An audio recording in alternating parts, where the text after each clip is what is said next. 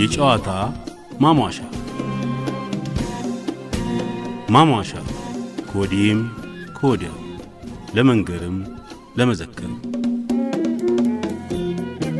ማሟሻ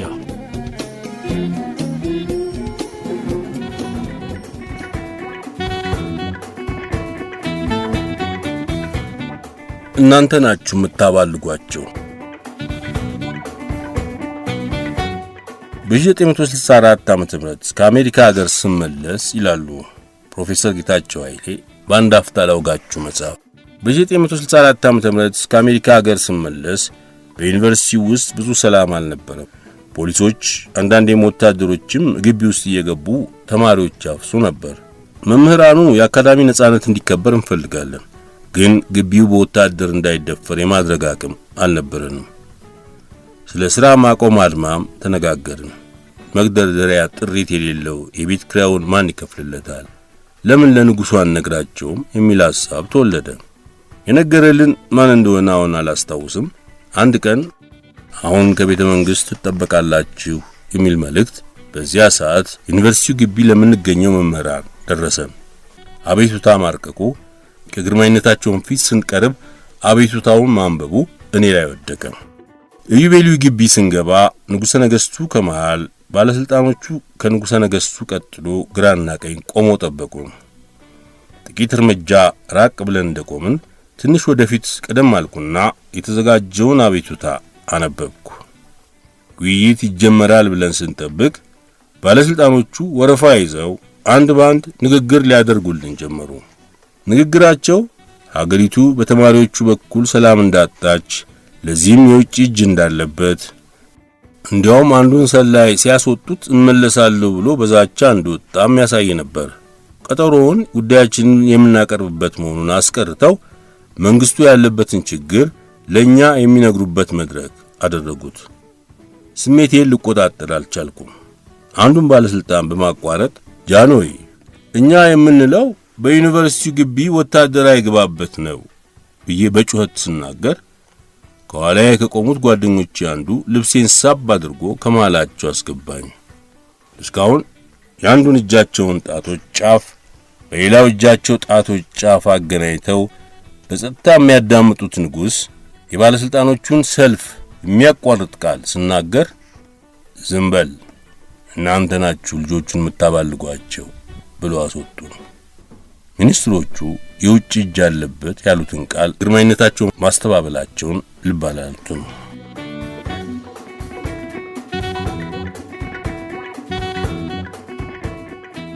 አፕሪል 23 ቀን የዓለም የመጽሐፍ ቀን። ሐሳቡ መጀመሪያ የተጠነሰሰው እንደ አውሮፓ አቆጣጠር በ1922 ባርሴሎና የሚገኘው የሰርቫንቴስ ማተሚያ ቤት ዳይሬክተር ቪሴንት ክላቨል ሲሆን ደራሲውን ሚጌል ዲ ሰርቫንቴስን ለማክበርና የመጽሐፍ ሽያጭን ለማሳደግ በሚል ነበር። ኦክቶበር 7 ቀን 1926 ለመጀመሪያ ጊዜ ተከበረ። በኋላም በ1930 ንጉሥ አልፎንሶ የመጽሐፍ ቀንን የማክበር በዓሉን ወደ ደራሲው የሞተበት ቀን ማለትም አፕሪል 23 እንዲዛወር አጸደቁ። እንደ አውሮፓ አቆጣጠር በ1995 ዩኔስኮ የዓለም መጽሐፍና የቅጂ መብት ቀን አፕሪል 23 ቀን ሆኖ እንዲከበር ወሰነ። ምክንያቱም ቀኑ የዊሊያም ሼክስፒርና ኢንካ ጋርሲላሶ ዴላ ቬጋ የሞቱበት፣ ሌሎችም በርካታ ታዋቂ ደራሲያን የተወለዱበት ወይም የሞቱበት ቀን ስለሆነ ነበር። በታሪክ አጋጣሚ ሼክስፒርና ሰርቫንቴስ በተመሳሳይ ቀን አፕሪል 23 ቀን 1916 ነበር የሞቱት።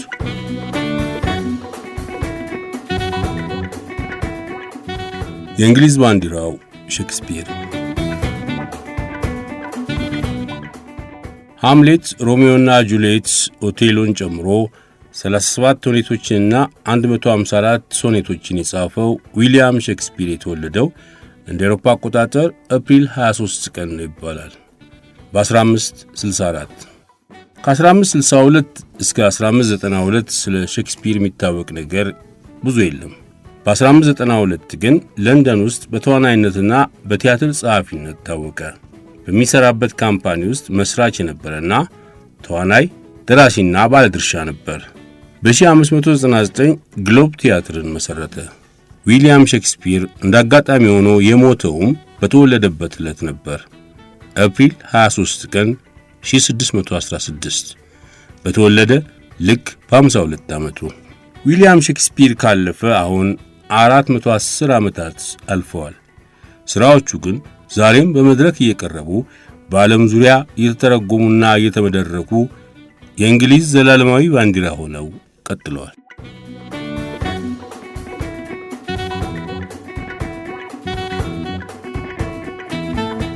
ቴክሳስ አሜሪካዊት ከሆነች 190 ዓመት ሆናት።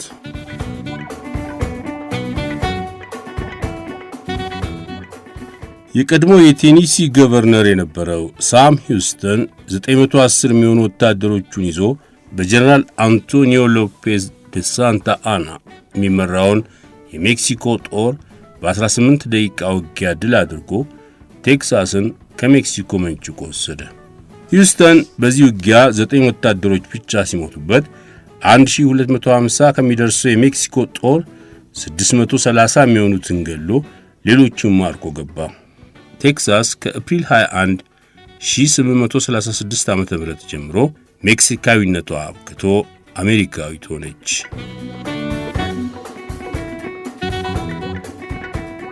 ሳሙኤል ላንግሆርን ክሌመንስ ወይንም ማርክ ትዌን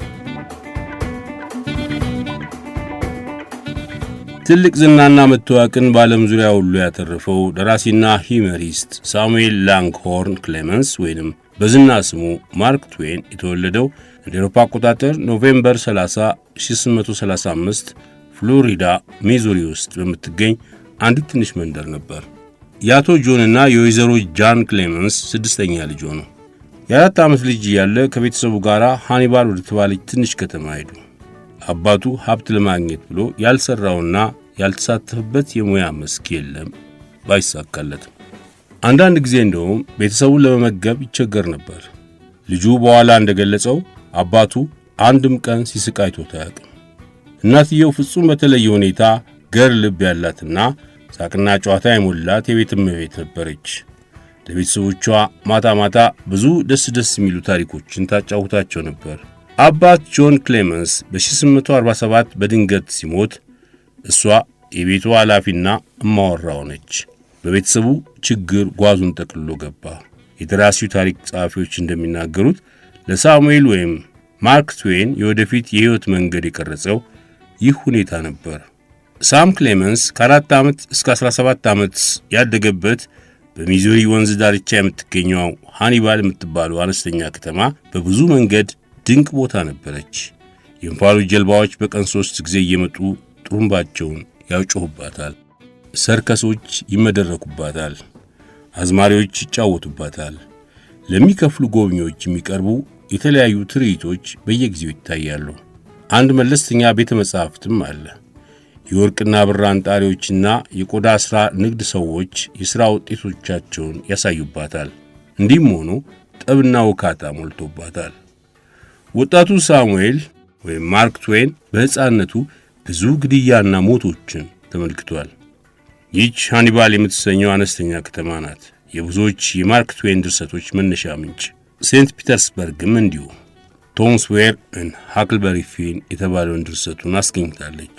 የማርክ ትዌን ብዙዎቹ ድርሰቶች ሁሉም ማለት ይቻላል የዚህ የልጅነት ሕይወቱ አካል ናቸው።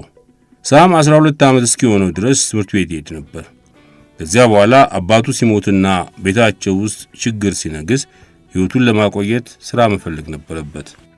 መጀመሪያ እንደ ሰልጣኝ አታሚ ሆኖ ሲቀጠር የሚከፈለው ጥቂት የምግብ ራሽን ብቻ ነበር። በ1851 15 ዓመት ሲሆነው በአታሚነትና በአልፎ አልፎ ጸሐፊነት እንዲሁም በአርታይነት ሃኒባል ዌስተርን ዩኒየን በሚባል የወንድሙ አነስተኛ ጋዜጣ ሥራ አገኘ።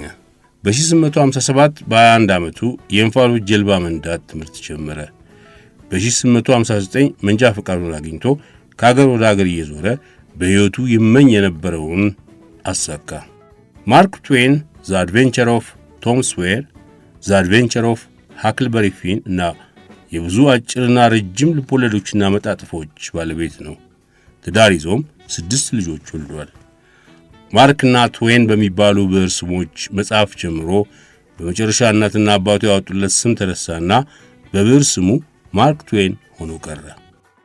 ማርክ ትዌን የሞተው አፕሪል 21 1910 ነበር። ከሞተ ሰሞኑን 116 ዓመት ቢሆንም በማርክ ትዌን ሥራዎች ዓለም ዛሬም ትስቃለች።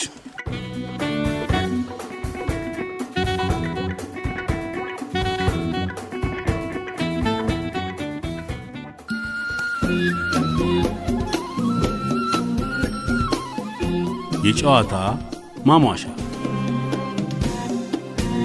ማሟሻ ከወዲህም ከወዲያም ለመንገርም ለመዘከርም ማሟሻ